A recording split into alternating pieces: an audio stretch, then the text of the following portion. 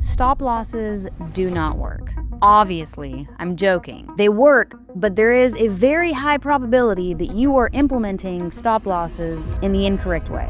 Do you feel like you're getting faked out on every single move? Do you feel like you're getting stopped out much more often than you should? Are you finding yourself making the right decision originally, getting stopped out, then watching price progress in your favor? If any of these things sounded like something that you're going through, stay tuned, we're gonna walk through all of it in this video here today. Hi, my name is Tori Trades. I've been trading for 11 years now. I am a trendline trader, and I wanna walk you guys through how I use something called a safety line. So before I walk you guys through actual examples on the charts, which we will get into, I wanna see the actual problem. Let's get to the root of the problem here. What is the issue? Most traders don't actually understand risk. Everyone and their mom preaches 1 to 2% for beginners. Cool, got it, amazing, but like, where do we put the stop? Is it random? Is this even a setup I need to take? Is this one that I need to pass up on? So how do we find structure and how do we incorporate market structure into our stop loss placement or into our risk management? This is what a lot of traders do. One, they'll pick a random ass dollar amount. The market does not care that you want to lose 50 bucks or 500 bucks or 5,000 bucks. Placing your stop at a random number that you feel comfortable with, it's not going to work. So if this is the issue right here,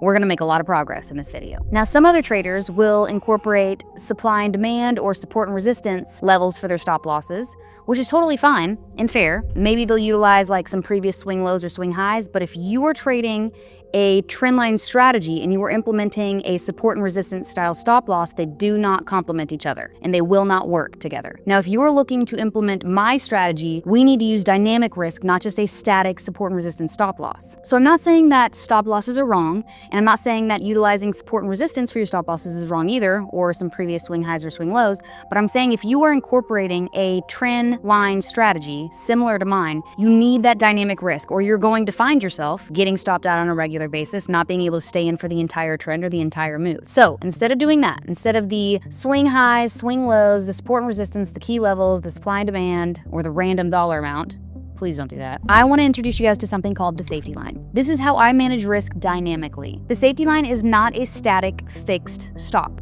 So the safety line utilizes trend lines, obviously, but it also is dynamic. It utilizes structure and price behavior. So let's say that I get into a position and I'm anticipating that the price is either going to violate or respect one of these trend lines. I need to make sure that I'm allowing myself to stay in this position for the entirety of either the new trend or the current trend. This is either a trend reversal or you're getting in on the trend. Trend is your friend. And this safety line will essentially tell me how long to stay in my position, when to either close when I'm wrong or when to close when I'm in profit, and when to exit, essentially. So how long do I need to stay in this trade? So this is the coolest part about the safety line. It's very dynamic. It truly allows price and market structure to do its thing and to tell me when the trend is either over or when it's been violated. So now, moving stops. This is a little bit more of an advanced tip, and some may be able to utilize it, some may not, but there are some brokerages, some prop firms, some platforms that will allow you to automatically trail your stop so that you don't have to manually move your stop along a trend line every either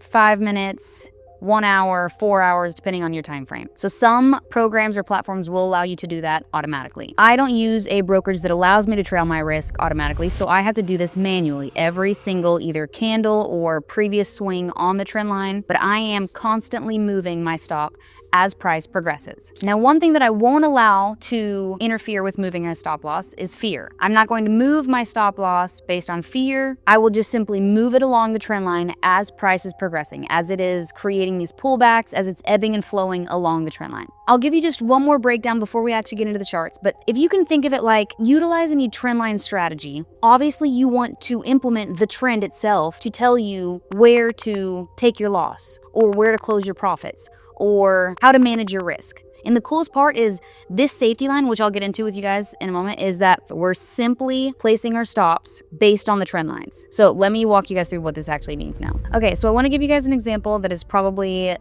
something you have experienced again and again and again and again and again. So I've got my charts marked up already on Bitcoin. I've done my top-down analysis. I've followed my guidelines and my rules. If you don't know how to place your lines, I did a full 17-minute masterclass, and I even did a separate top-down analysis video. If you're interested in learning how to do that first, or this doesn't make sense to you yet, go watch that and then come back to this video. But if you've already done your top-down analysis, you know how to draw your trend lines, amazing. Let's pick it up where we left off. Bitcoin just gave us an indication that we are getting a possible trend reversal. the price of Bitcoin may no longer be trending up, this very short term up, and it may be moving along this newer downward trend line. You're presented with an entry. You're thinking short positions here. Maybe you even wait for the candle to close. Maybe you don't get in here. But if you do, let's go through as many different scenarios or as many different examples as we can so that this really hits home for you in case this is something that you are experiencing all the time. If this is the case, if you are getting into your position right here and you are placing your stop at a previous swing low, it could be here, it could be this swing low here. If you are placing your stop at a previous swing low, I want you guys to see why it does not work or why it does not complement a trendline trading strategy. So let's say you put your stop anywhere around this 69. And we've even got some previous touch points back here too. Like it's a valid key level, 69, 368. It's a valid key level here, but this does not complement a trendline trading strategy when we are anticipating price to ebb and flow, but to move along this new downward trend line. But let's say that you get into your short position here, you're putting your stop around this 69, 368. Let's see what happens. Now, let's say that you don't normally just get in right upon break. Let's say you wait for the candle to close. Okay, we've got another candle that's closed. Now let's say 2 examples here, 2 different types of traders. One's already in and they've got their stop set. The other one just now got in because they waited for the candle to close and now it's still on the other side of the trend line. So they're still anticipating this trend line break or this trend reversal. They placed their stop at a previous key level here, which acted as an area of support and very valid key level here, but just does not complement the strategy and very well could act as a area of resistance moving forward. But let's see what happens. Okay, moving sideways, but you're still up. Maybe break even. Oh, okay, we're close, and we're out. If this resonates with you, if this is something that you're finding yourself experiencing again and again and again, it is because utilizing the key levels or the support and resistance levels as a stop loss for the trendline strategy, it does not complement it or doesn't suit it. We need to allow price to ebb and flow along this new downward trend line. This is what we're trying to get in on. So if you are placing your stops on previous swing lows or previous swing highs when you're getting in on a trendline break or a possible reversal, even a trendline bounce, these do not complement the strategy. Now let's see an example of a trader who put their stop on the other side of the downward trend line. So not the key level, not the horizontal support and resistance, not the 69, 368, but put their stop loss on the other side of the downward trend line. Anywhere between this 70, 503 or this, anywhere between 70 and 71. Now this is also dependent on how much capital you have. As long as the position sizing is correct, you've got proper position sizing to allow the price to come back this far. If even one contract, one lot, one share, if you're trading the smallest position size that you possibly can and that still is too far away and it's over your 1 to 2% risk or your 1 to 2% of your capital, this is a setup you have to pass up on. Now this may not even be the instance for you and that may not be something that you're even worried about. But as long as you can trade a small enough position size to where you can allow the price to pull back and not only come close to or around this downward trend line, but in order for us to anticipate an actual loss or closing this trade or a proper stop loss, the price has to violate this downward trend line. Not come to it, not hang around it, not even touch it. It's got to clearly violate this downward trend line in order for a stop to get hit. So we're not utilizing previous swing lows that are within the new possible trend that we're anticipating it to respect. So we got in on this short position, anticipating a trend reversal, thinking the price of Bitcoin is going to follow along this new downward trend line. So utilizing this last random key level here is not allowing us to stay in for the entirety of the move or the entirety of the trend. So I think a big issue here is, one, a lot of traders may be trading too heavy in position size that they can't allow the stop to be around this 70.44 or on the other side of the downward trend line. They can't allow for that room, that wiggle room or that breathing room here, or the distance between where they enter the position and the opposing trend line. So that very well could be your first issue, is that your position sizing is too hefty, it's too high, and you're not trading small enough to allow price to kind of ebb and flow. or to allow it to not only come back to the trend line, but also violate it in order for us to know, okay, this is our loss, or this is our anticipated loss. This is our initial risk that we were willing to take in case the price immediately violated the trend line and did not respect it and did not continue down lower. Now let's see what happens for the trader who utilized the safety line. So they're placing their stop on the other side of the safety line. So if the price of Bitcoin comes up, violates the downward trend line, and hits this 75.18, then they are closing their trade. Then they are willing to take their loss and close that position. So now let's see what happens. Oh, and now we're at real-time price action. Oh, cool. Okay, so that trader that took that short position should still be in their position for Bitcoin. Now, the coolest part is, as Bitcoin continues to move in your favor, this trader now gets to move their stop from 75.50 down to 70.23, down to 69.545, down to 69.820. So the trader that implements this dynamic risk, this dynamic stop loss that moves along the trend line, that allows price to ebb and flow, create pullbacks, create some higher highs and some lower highs, but as long as it is respecting this downward trend line or the new trend line that we're anticipating the price to respect, we're gonna stay in this position. And the coolest part is, as price progresses, you get to move that stop loss from the initial risk that you had, that initial loss, that initial 1 to 2%, then to break even. Then, if the price of Bitcoin does continue lower and lower, that stop loss is now in profit. But this is so dynamic. So this is all dependent on what the price does. We have initial risk, and that's the one thing that we can control right off the bat, is if we get into our position and the price immediately goes against us and violates the trend line. That is our initial risk. And that still will happen. That's inevitable. There's going to be still many times that you'll get into a trade, you'll get into a position, and it will immediately violate your trend line. So there is the initial risk. There's always the possibility that this trade does not work out and the price will immediately violate your trend line. You'll take that loss. Now let's say that there's a scenario where the price does move in your favor. Now, worst case scenario is that you get to close this trade break even. And then as price continues to progress in your favor, now you're going to get a lot of break even trades too as well. So obviously we're working with probabilities here. We're just trying to set ourselves up for getting in on the new trend. Either getting in on a new possible trend reversal, so you're getting in on the start of a new trend, or you're getting in on a current trend and you're anticipating the price will continue, that you'll get that price continuation in on the trend that you've gotten in on. So you're either early to the party or you're just getting in on the current trend. But regardless, the coolest part is that this allows price to move with the trend lines, either react to them in any way, shape, or form, whether it's violating the trend line, whether it's respecting the trend line.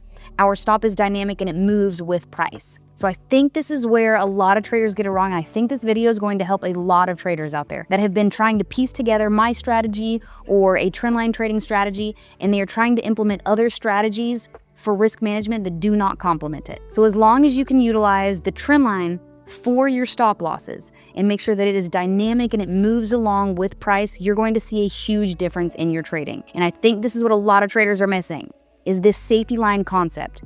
Now, what's super cool is I've seen a lot of traders and even educators in the space that have adapted or that have adopted this safety line idea or this safety line strategy. It allows them to hold their runners so much longer. It allows them to stay in for the entirety of a trend or the entirety of a trade. So the coolest part is this isn't like a new concept. It's just the way that I utilize it, and maybe the name that I've given it is a little intimidating to people, or maybe even a little comical to some people, depending on, if you're more advanced or more of a beginner.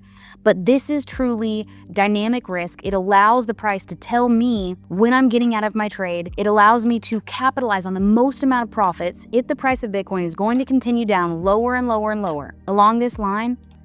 I don't have to guess how far down or how long the price of Bitcoin is going to trend along this downward trend line. As soon as it violates it, then I know the trade is over, my stop loss is hit. I've trailed my stop loss along this entire movement as it ebbed and flowed, as it continued to create these pullbacks and move along this line. As soon as the price violated the line, the safety line, I knew this was time to close my trade. Now, I do want to add a quick tip in here for those that are already utilizing the safety line. Maybe you're already utilizing dynamic risk, but you're still finding yourself getting stopped out of your trades too often. Or you're finding yourself having the right idea, taking the right entry, but you're still finding yourself getting stopped out. Make sure that you are trading small enough position size that you can allow price to actually hit the safety line. We actually anticipate that the price is going to hit the safety line. So if you are placing your stop losses on or at the safety line, that is your issue. We anticipate that the price is going to hit the line, and we even anticipate that the price is going to even ever so slightly poke through it. If this downward trend line was much more precise and implemented this high right here and then this next swing high at this 74.66, the price of Bitcoin would have violated right here. So I'm not naive to thinking that price is going to respect every single trend line to an absolute T or to the absolute tick. It's going to react to these lines in some way, shape, or form. Whether it's respecting it, whether it's violating it, whether it's hanging out around it, whether it's poking through it, creating a wick, I'm anticipating that. But as long as my position sizing is small enough, it can allow for price to poke through or to even touch the safety line. So it is making sure position sizing is small enough that you can allow wiggle room, price to hit the line, poke through the line, get a small wick here, before getting stopped out of your position, and then before seeing it continue in the favor or continue in the original idea that you anticipated. We don't want to get stopped out with every single wick or every single time the price hits the safety line. So just quick tip for those that are already utilizing the safety line, but they're still struggling, they're putting stop losses on or just right on the other side of it. They're not allowing for any wiggle room or any breathing room, any small wicks or price to get to the line. So what I just want to emphasize, the trend line is not your stop. It is your reference point. The stop loss should be on the other side of the trend line with breathing room, with wiggle room. So one small wick or as price gets to the line, you're not getting stopped out of your position. The price should be allowed to test the trend line. It should be allowed to slightly move through it or even spend some time around the trend line. At the trend line, touch the trend line, tickle the trend line, whatever you want. So on all, your stop should sit beyond where the trend line is. The goal is just alignment with how the market moves. We're just trying to get in on the trend. So instead of using the fixed static stop losses on these previous swing highs or previous swing lows, or maybe you're already implementing the safety line, but you're putting the stop right at the line and not allowing for price to react to these lines, I think this is going to make a huge impact on your trading. Everyone preaches the 1-2% of risk, which I get it. That's like your standard basic operating procedure. All the beginners need to implement that 1-2%, and I agree. But at some point, you need to have room. And not only am I dynamic with my risk, but I'm also dynamic with my position sizing. Hopefully this was the missing piece that you guys needed in your risk management. Turn on the notification bell. I'm going to be breaking this down in the next video, and I'll see you guys in the next video. Thanks for hanging.